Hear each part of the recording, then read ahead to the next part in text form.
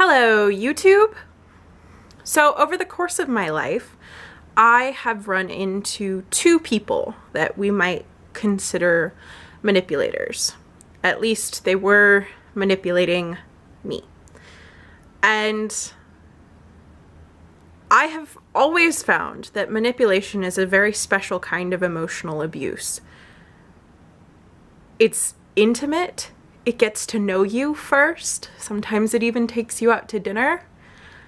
And then it starts to toy with you. And honestly, if we were to be completely and perfectly candid, toying with you is one of the best ways that you can describe manipulation. When I was manipulated, I know that I consistently felt like I was a toy in somebody else's toy box.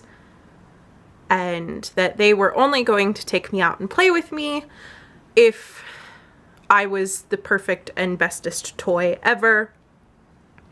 And even then, they would probably still get bored of me and decide to play with one of their other toys instead.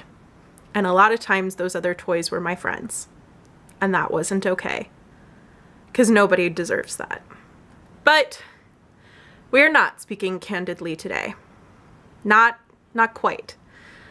We're going to try and take a little bit more of an academic approach to talking about what manipulation is, what it looks like, and what it does. Because there are too many people who don't know this unless they've suffered it firsthand. And perhaps recognizing it in a more general state will help us to be better communicators, to be more understanding of each other, and to understand situations and when they can turn dangerous and abusive. So the best place to start when you're taking an academic approach to finding out what something is to establish a definition. Now, in a lot of ways, that means going straight to a dictionary, because a dictionary has already established at least some kind of definition. This is our denotation. Denotation for manipulation is the act of manipulating or to manipulate, which isn't very helpful.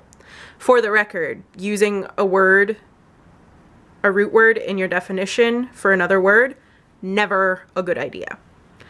But it does tell us that we can look at the word manipulate and find out more of what we mean. The definition of manipulate, according to dictionary.com, is to manage or influence skillfully, especially in an unfair manner. Funnily enough, their example is actually to manipulate someone's feelings, which is what manipulation is in terms of a people-to-people deal. So that's our denotation. Now, what are the other things that we can use to add context to this idea? Well, let's think of some manipulators. One manipulator that comes to mind for me, that's someone you all might know, is Mother Gothel from Tangled. She's an expert manipulator. She is always deflecting what Rapunzel wants to talk about, turning herself into the person who's being wronged by Rapunzel, even though Rapunzel is making a seemingly logical request for her birthday, and then making Rapunzel feel bad by saying, oh, now I'm the bad guy. I don't want to be the bad guy. I don't want us to fight. And that is manipulation. She twists words. She constantly makes herself out to be the victim in the situation. And then she tries to make Rapunzel feel bad so that she tries to make it better.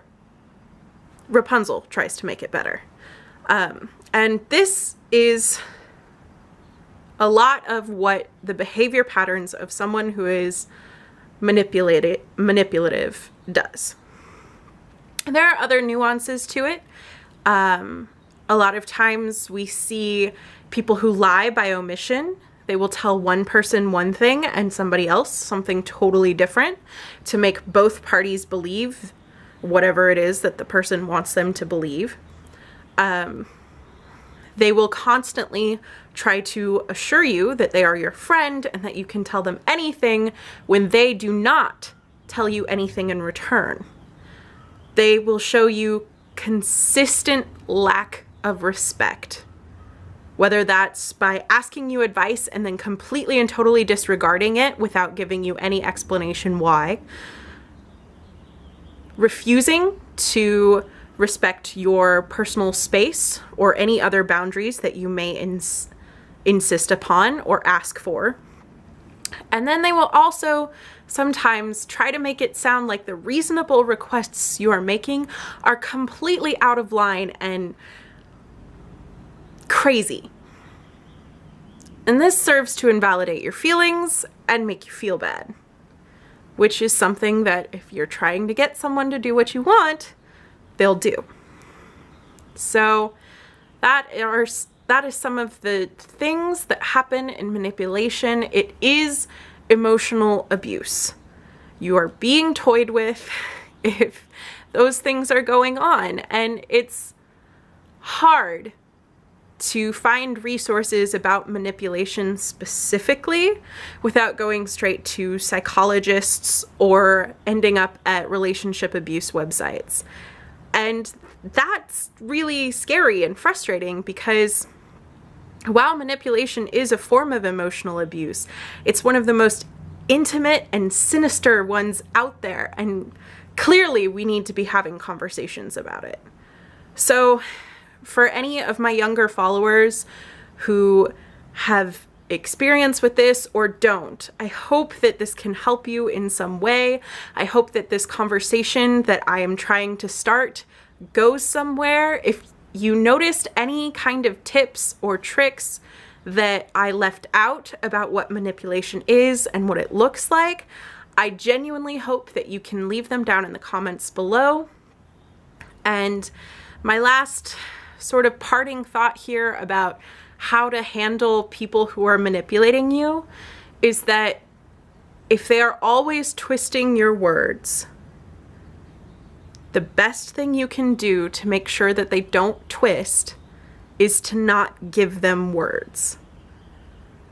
That was ultimately how I got out of several of my manipulative situations, and it seems to work. It's not always the best if you have mutual friends or whatever, but it is usually the safest, at least in a friendship standpoint.